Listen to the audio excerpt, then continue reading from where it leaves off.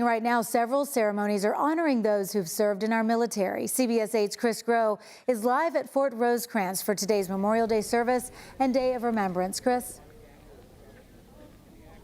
And the ceremony just wrapped up a short time ago, and it was one that was filled with both emotion but also a bit of a somber tone, as so many people again here are remembering their loved ones who made that ultimate sacrifice, hoping again to continue to honor their dedication, their choice to go ahead and defend our country. We did speak with event organizers just before today, and here's what they had to say about the continued importance of celebrating Memorial Day.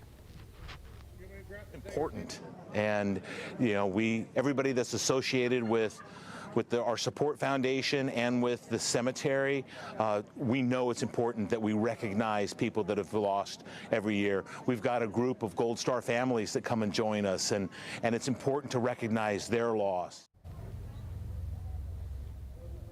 And remarkable again, celebrating the 124th consecutive Memorial Day service at Fort Rosecrans. And we saw many people here to honor the men and women that made the ultimate sacrifice. In fact, there are buses just now picking up those who were in attendance leaving. And we're talking about buses that are standing room only at some point. And, there were so many people that were here. You heard their Gold Star family members, but also just community members and local leaders wishing to pay their respects here in San Diego, again, a military town. The ceremony included a reading of the Gettysburg Address, the playing of taps, as well as a 21-gun salute. And it's important to remember that when you're here, that Fort Rosecrans is the final resting place of more than 120,000 members of the armed forces. You walk up and down these rows, and each one of these headstones or these dedications has its own story, its own bit of history, and it's all right here again in San Diego as we are just again remarking and celebrating this very important day here,